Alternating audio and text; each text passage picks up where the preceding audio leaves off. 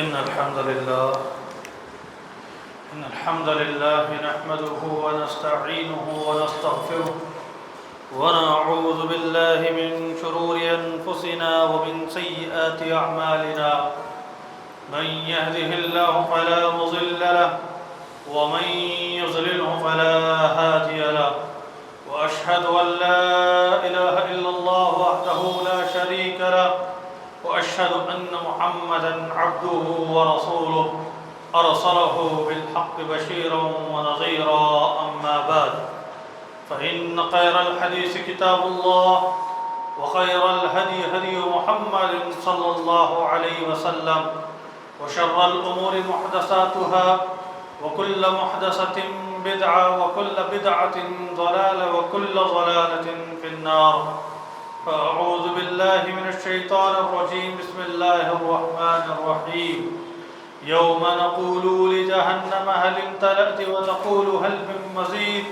وأزلفت الجنة للمتقين غير بعيد هذا ما توعدون لكل أواب حفيظ من خشي الرحمن بالغيب وجاء بقلب منيب ادخلوها بسلام ذلك يوم الخلود لهم ما يشاءون فيها ولدينا مزيد بعد حمد و صلات کے ساری تعریفیں، ساری حمد و ثنا، ساری کبریائی و بزرگی اس اللہ وحدہ لا شریک ہی کے لیے لائق و زیبا ہے جو اس کائنات کا خالق اور مالک ہے۔ بے شمار لکھوں کار انگنت درود و سلامتی ہو سارے انبیاء علیہ السلام پر، اور خصوصاً ہمارے آخری نبی جناب محمد رسول اللہ صلی اللہ علیہ وسلم پر۔ محترم حضرات، معزز خواتین اسلام، یہ دنیا جو بڑی خوبصورت، جو ہمیں لبھاتی ہے، یہ بڑی دلکش دنیا ہے، اور اس دنیا کے عیش و آرام میں انسان اس قدر کھو جاتا ہے، اس کی چکا چوند رونق میں انسان ایسا گم ہو جاتا ہے کہ انسان اپنے مقصد حیات کو بھول جاتا ہے۔ وہ مقصد حیات جس کا اللہ رب العالمین نے ہمیں بار بار یاد دلایا ہے، وہ مقصد حیات جس کو پیارے نبی علیہ السلام نے ہمیں بار بار اپنی احادیث میں ذکر فرمایا ہے۔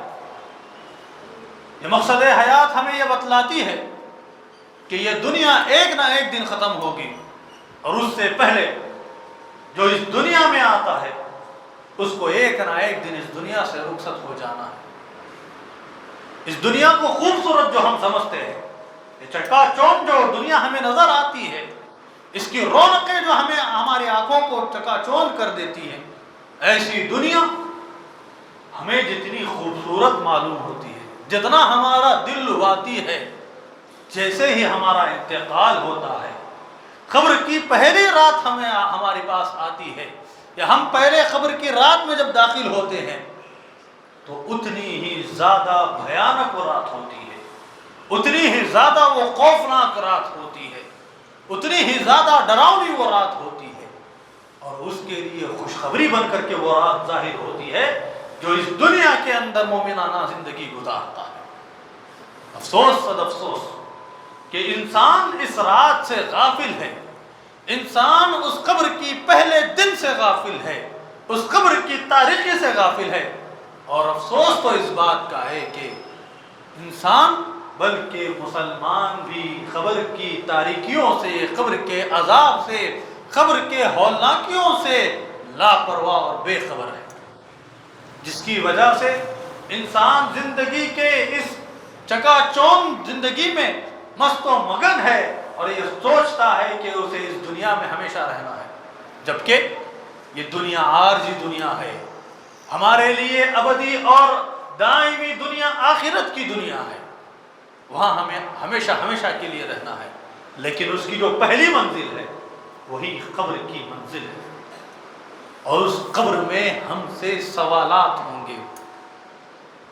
دنیا یہ دارالامتحان ہے، یہ دارالامتحان ہے، اس کا آخری پڑاؤ وہی قبر کی منزل ہے، جہاں پر جو انسان سوالات کے صحیح جوابات دے گا وہ کامیاب ہو جائے گا، اور جو صحیح سوالات کے جوابات نہیں دے گا وہ کبھی کامیاب نہیں ہوگا۔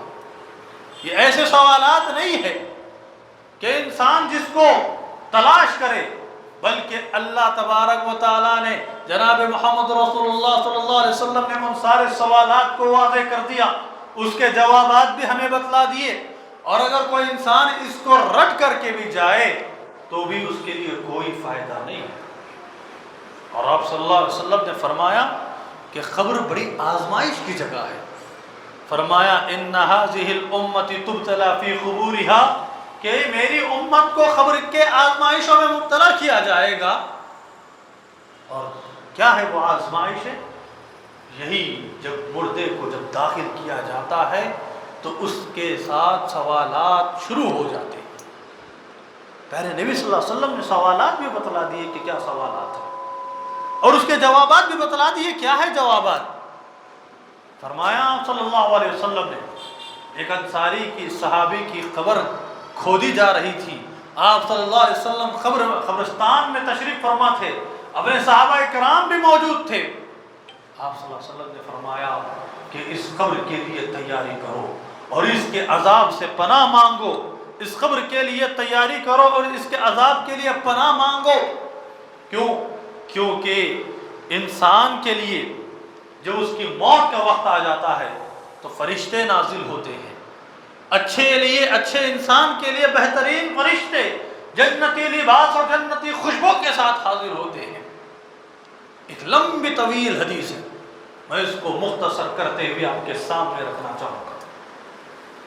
روح کو آسمانوں میں لے جایا جاتا ہے، پاکیزہ روح جو ہوتی ہے اس کے لیے فرشتے دروازے کھولتے رہتے ہیں، اس کا نام پوچھتے رہتے ہیں، اس مبارک روح کے تعلق سے اچھی باتیں کرتے ہیں، اور اللہ تبارک و تعالیٰ کہے گا کہ میرے اس بندے کو علیین میں داخل کرو، اور اس کو پھر سے اس کی روح کو اس کے جسم میں پہنچا دو، اور اس وقت تک وہ انسان کو قبر میں دفنا دیا جائے گا۔ قبر میں جیسے ہی اس کی روح واپس آئے گی، فوراً منکر اور نکیر فرشتے وہاں موجود ہوں گے، اس کو اٹھایا جائے گا اور پوچھا جائے گا من ربکا، تیرا رب کون ہے؟ کہے گا ربی اللہ، کہ میرا رب تو اللہ ہے۔ دوسرا سوال ہوگا ما دینوں کا، تیرا دین کیا ہے؟ وہ کہے گا دینی الاسلام، میرا دین اسلام ہے۔ اور تیسرا سوال اس سے یہ کیا جائے گا ما هذا الرجل الذي بعث فيكم، اس آدمی کے تعلق سے کیا تمہارا خیال ہے جو تمہارے درمیان بھیجا گیا تھا؟ خبر میں مومن کہے گا هو رسول اللہ صلی اللہ علیہ وسلم، وہ تو اللہ کے رسول جناب محمد الرسول اللہ صلی اللہ علیہ وسلم ہے۔ فرشتے پوچھیں گے کہ بتاؤ کہ تم اس کو کیسے جانتے ہو؟ مومن انسان کہے گا کہ میں نے اللہ کی کتاب پڑھی ہے، پیارے نبی علیہ السلام کا اس میں تذکرہ میں نے پڑھا ہے۔ تو وہ فرشتے اس کے لیے بشارت دیتے ہوئے، جنت کی خوشخبریاں سناتے ہوئے، جنت کے اس کے لیے دروازے کھول دیے جائیں گے، اس کے لیے جنت کا لباس پہنا دیا جائے گا، اور حد درجے وسیع اس کے لیے خبر کشادہ کر دی جائے گی۔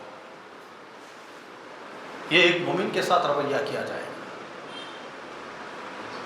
پوچھے گا، سوالات کے بعد پوچھے گا انسان سے فرشتہ کہ تمہیں یہ کیسے معلوم ہوا؟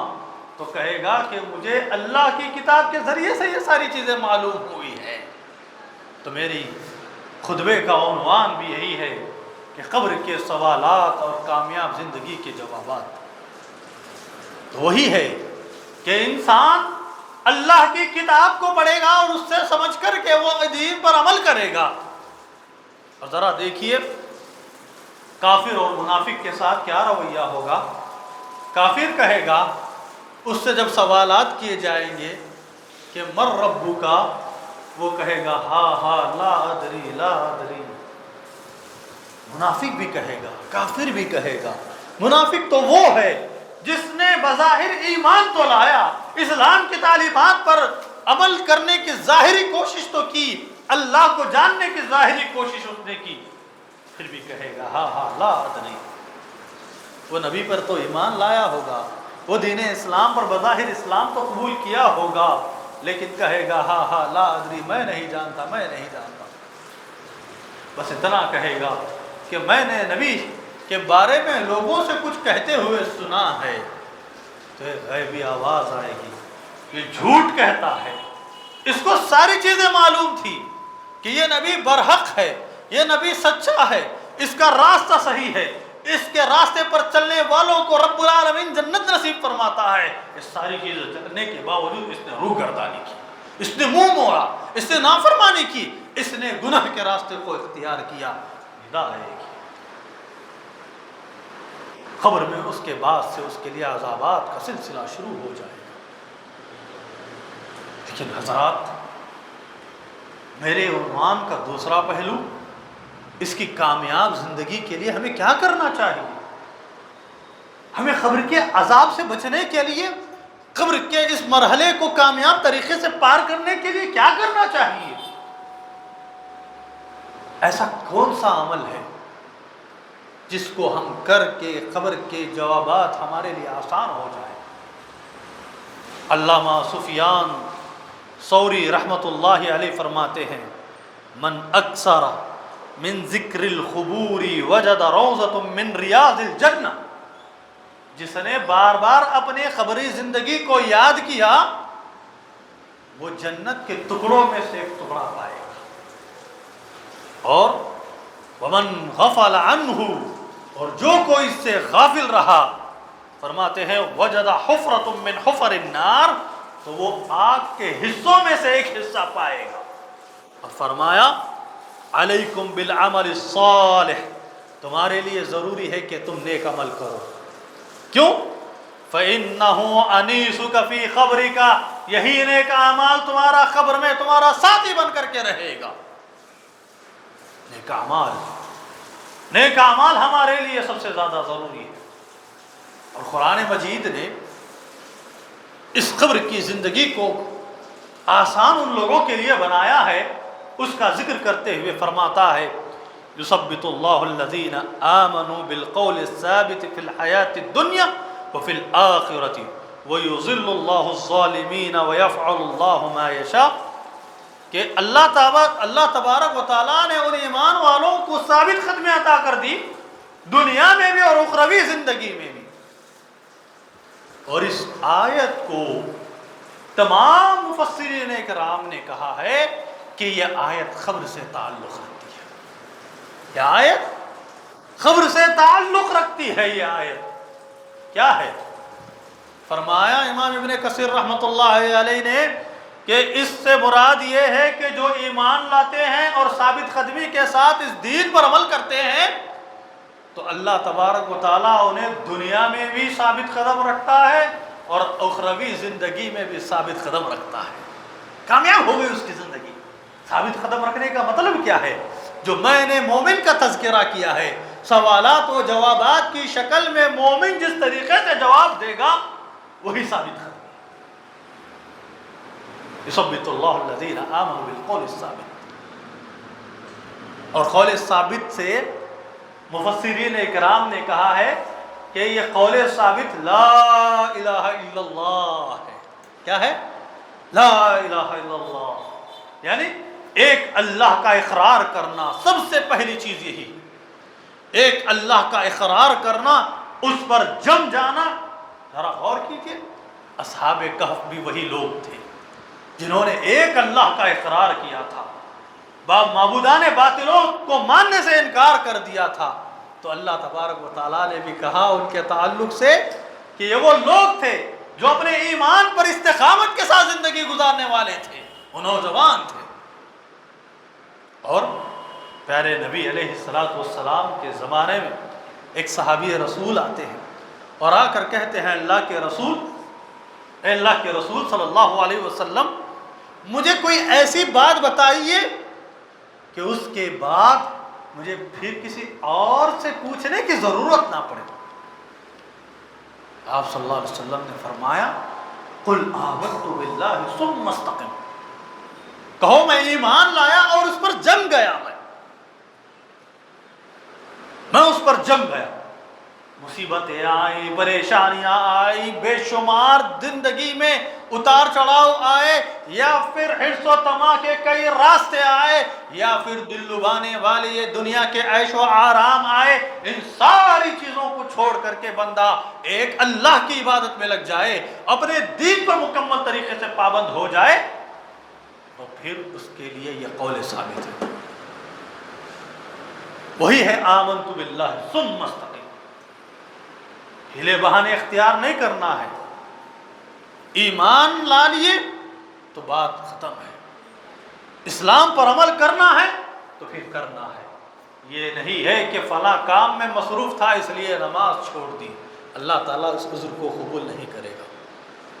یہ نہیں ہے کہ گھر والوں نے کہا اس لیے غیر ضروری رسومات میں مبتلا رہا، یہ نہیں ہے کہ میرے بیوی بچوں کے لیے آسرا چاہیے تھا، سہارا چاہیے تھا، ان کے بھوک و پیاس کا بندوبست کرنا تھا اس لیے میں نے حرام کے راستے اختیار کر لیا، یہ نہیں ہے بالقول ثابت کا مطلب، یا پھر یہ آمنت باللہ ثم استقم کا مطلب نہیں ہے۔ اور دیکھیے اللہ تبارک و تعالیٰ ان لوگوں کو ثابت قدم عطا کرتا ہے جو دنیا کے اندر استقامت کے ساتھ زندگی گزارتے ہیں، اور انہیں کو آخرت میں یعنی قبر کی زندگی میں اللہ تبارک و تعالیٰ استقامت کی زندگی عطا کرتا ہے، اور وہی بغیر لڑکھڑائے کہ ان تینوں سوالات کے جواب دینے میں کامیاب ہو جائے۔ اور ایک جگہ اللہ تبارک و تعالیٰ نے فرمایا ان الذین قالوا ربنا اللہ ثم استقاموا تتنزل علیہم الملائکۃ الا تخافوا ولا تحزنوا وابشروا بالجنۃ التي کنتم توعدون۔ فرمایا کہ جو لوگ کہتے ہیں ان الذین قالوا ربنا اللہ، اور جو کہتے ہیں کہ ہمارا پروردگار تو اللہ ہے اور اس پر جم جاتے ہیں، ان پر فرشتے نازل ہوتے ہیں۔ اور مفسرین اکرام نے کہا کہ یہ 3 مرحلوں میں، یہ موت کے وقت، یہ قبر میں، یہ قبر سے دوبارہ اٹھائے جانے کے بعد، یہ 3 مرحلوں میں بھی یہ فرشتے کہیں گے۔ کیا کہیں گے؟ جب موت کا وقت قریب ہوگا، انسان پریشان ہوگا، اپنی موت کو اپنی آنکھوں سے دیکھ رہا ہوگا، تو فرشتے اس کو خوشخبری سناتے رہیں گے ان الذین قالوا ربنا اللہ ثم استقاموا۔ خوشخبری ہو تمہارے لیے، خوشخبری ہو کیا کہ تم نے دنیا میں استقامت دکھائی ہے، اب تمہاری موت کا وقت آیا ہے تو گھبرانے کی ضرورت نہیں ہے۔ تتنزل علیہم الملائکہ، اللہ تبارک و تعالیٰ ان کے لیے فرشتے نازل فرمائے گا۔ اللہ تخافوا ولا تحزنوا، تمہیں نہ خوف کھانے کی ضرورت ہے نہ غم کرنے کی ضرورت ہے۔ اس کے کئی معنی اور مطلب ہے، اس قدر پیارے معنی اور مطلب ہیں کہ انسان کی زندگی کو ہمت ملتی ہے، انسان کا ایمان تازہ ہو جاتا ہے، وہ اپنے اہل و عیال کی فکر کرنا چھوڑ دیتا ہے اور اپنے پروردگار کے لیے اور آخرت کی تیاری کے لیے لگ جاتا ہے۔ خوف علیہ، اللہ خوف علیہ ولا تحزن، کیا ہے خوف؟ کہ تم خوف نہ کرو، تمہارا معاملہ کچھ خراب ہونے والا نہیں ہے، تمہیں اللہ جنت نصیب کرے گا، تمہارے لیے جنت کے دروازے کھول دے گا، تمہارے لیے اللہ تبارک و تعالیٰ نے نصرت کے وعدے فرمائے ہیں۔ خوف کرنے کی ضرورت، ولا تحزن، اور نہ غم کرو۔ غم اس وجہ سے کہ میں اپنے اہل و عیال کو چھوڑ جا رہا ہوں، میرے بعد میرے بیوی بچوں کا کیا ہوگا، یہ خوف کھانے کی ضرورت نہیں ہے۔ تم نے استقامت کے ساتھ زندگی کو گزارا ہے تو اس کے بعد تمہارے پروردگار کی یہ ذمہ داری ہے کہ تمہارے اہل و عیال کا خیال رکھا جائے۔ ولا تحزن، غم نہ کرو، کتنی بڑی بات ہے۔ فرشتے کہیں گے وَابْشِرُوا بِالْجَنَّةِ الَّتِي كُنْتُمْ تُوعَدُونَ، اور تمہیں جنت کی بشارت دی جاتی ہے اسی وقت جس کا اللہ تبارک و تعالیٰ نے دنیا میں تم سے وعدہ کیا تھا کہ تم استقامت کے ساتھ زندگی گزارو گے تو تمہیں جنت میں داخل کرے گا۔ دوسری چیز حضرات، دوسری چیز جو سب سے ضروری ہے وہ ہے نبی سے محبت۔ نبی سے محبت، کیسی محبت؟ آپ صلی اللہ علیہ وسلم نے فرمایا لا یؤمن احدکم حتی اکون احب الیہ من والدہ وولدہ والناس اجمعین، کہ تم میں سے اس وقت تک انسان کامل مومن نہیں ہو سکتا جب تک کہ مجھ سے محبت نہ کرنے لگ جائے، سارے لوگوں سے بڑھ کر، اپنی ذات سے بڑھ کر، اپنے خاندان، اپنے رشتہ دار، اپنے گھر والوں سے بڑھ کر مجھ سے محبت نہ کرنے لگ جائے، اس وقت تک تم کامل مومن نہیں ہو سکتے۔ صحابی رسول آتے ہیں اور پوچھتے ہیں اللہ کے رسول بتائیے قیامت کب قائم ہوگی؟ دیکھیے فرمایا اللہ کے رسول صلی اللہ علیہ وسلم نے کہ بتاؤ تم نے اس قیامت کے لیے کیا تیاری کر رکھی ہے؟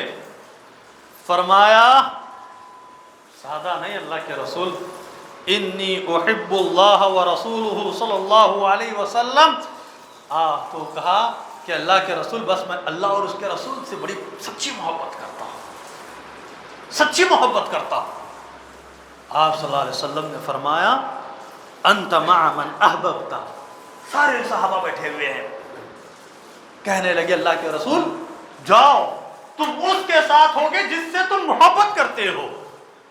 اتنی پیاری حدیث، یہ اتنی خوشخبری والی حدیث کہ صحابہ کرام کہتے ہیں کہ ہمیں اس وقت خوشی نصیب ہوئی تھی جب ہم اسلام لائے تھے، یہ حدیث سننے کے بعد ہمیں اور خوشی نصیب ہوئی۔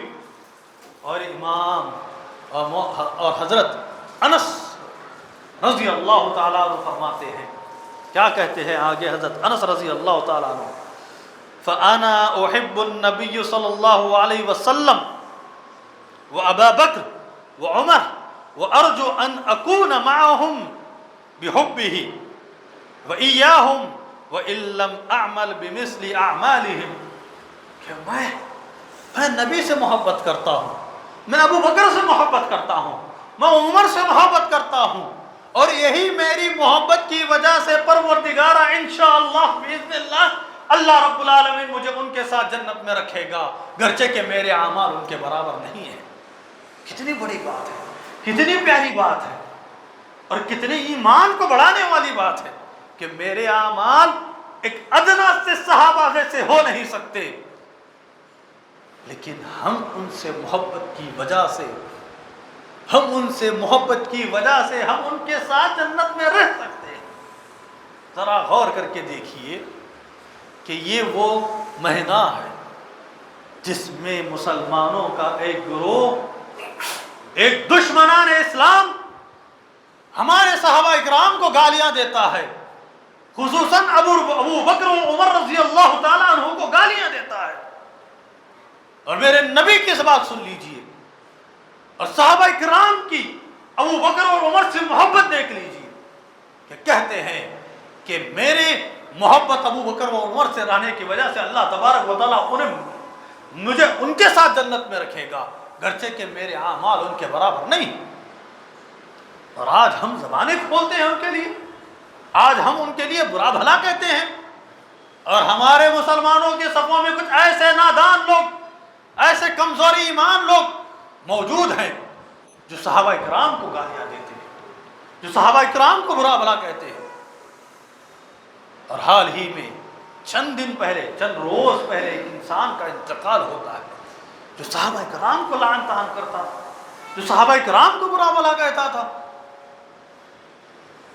اس کی زندگی میں کبھی خیر و برکت نہیں ہوگی، بلکہ اس کا ایمان ہی قابل قبول نہیں ہوگا، اور اللہ رب العالمین اس کو کبھی معاف نہیں کرے۔ تو صحابہ کرام سے یہ محبت ایمان کی علامت ہے، ایمان کی علامت ہے، نبی صلی اللہ علیہ وسلم کی اطاعت کا ایک حصہ ہے۔ اور نبی صلی اللہ علیہ وسلم کی اطاعت کیا ہے؟ آپ صلی اللہ علیہ وسلم نے فرمایا کل امت یدخلون الجنہ الا من ابى، کہ میری امت کا ہر انسان جنت میں داخل ہوگا مگر وہ جس نے انکار کیا۔ فرمایا صحابہ کرام نے یا رسول اللہ صلی اللہ علیہ وسلم ومن یابى، وہ کون انکاری ہے؟ فرمایا من اطاعنی دخل الجنہ ومن عصانی فقد ابى، جس نے میری اطاعت کی وہ جنت میں داخل ہو جائے گا، اور جس نے میری معصیت کی اس نے میرا انکار کیا۔ کیا ہم یہ سمجھتے ہیں کہ صحابہ کو گالی دے کر کے ہم نبی صلی اللہ علیہ وسلم کی اطاعت پا سکتے ہیں؟ کیا نبی صلی اللہ علیہ وسلم کی محبت کو ہم حاصل کر سکتے ہیں؟ صحابہ کرام کو گالیاں دینا نبی صلی اللہ علیہ وسلم کی شان میں گستاخی کرنے کی برابر ہے۔ یہ وہ نبی کے پروردہ ہیں، یہ نبی کے تربیت یافتہ ہیں، یہ نبی کے زیر سائے میں پلنے والے صحابہ کرام ہیں، اور ان کے تعلق سے ہماری زبانیں کھلیں تو صحابہ کرام کے تعلق سے رہی، بلکہ ہم اللہ کے نبی اور اللہ تبارک و تعالیٰ کی ذات پر حملہ کرنے والے لوگ ہیں کہ نبی نے صحیح تربیت نہیں کی صحابہ کی، اللہ نے نبی کے لیے صحیح صحابہ کا انتخاب نہیں کیا، یہ الزام وارد ہوتا ہے۔ جبکہ اللہ کے رسول صلی اللہ علیہ وسلم فرماتے ہیں کہ اللہ تبارک و تعالیٰ نے ساری انسانیت کو دیکھا تو سب سے اچھا دل جناب محمد رسول اللہ صلی اللہ علیہ وسلم کو پایا تو ان کو رسالت کے لیے، بعثت کے لیے، نبی کے لیے چن لیا۔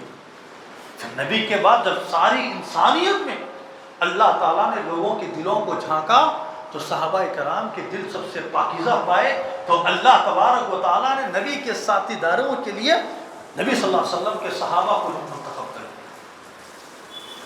یہ اللہ کا انتخاب ہے، اور اب ہم ان کے تعلق سے زبانیں کھولیں، لب کشائی کریں۔ زبانیں کھولنا اپنے ایمان کو غارت کرنے کے برابر ہے۔ تو حضرات، یہ دو چیزیں، ایمان میں ثابت قدمی، نبی صلی اللہ علیہ وسلم اور صحابہ کرام سے محبت، یہ ہمارے لیے دنیا اور اخروی کا نجات کا ذریعہ ہے۔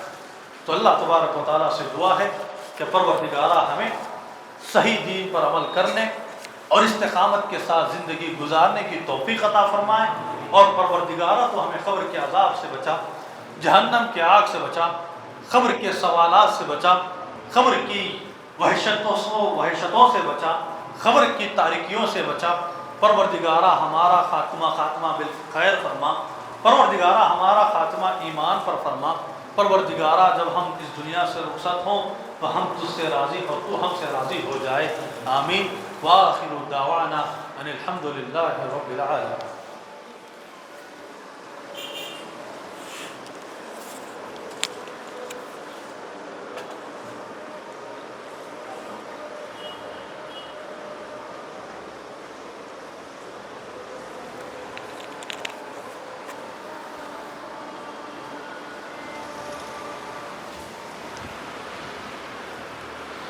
الحمد للہ رب العالمین، والصلاة والسلام علی رسولہ الکریم وعلی آلہ وصحبہ اجمعین ومن تبعهم بإحسان إلى يوم الدین، اما بعد، ان اللہ یأمر بالعدل والإحسان وإیتاء ذی القربى وینہی عن الفحشاء والمنکر والبغی یعظکم لعلکم تذکرون۔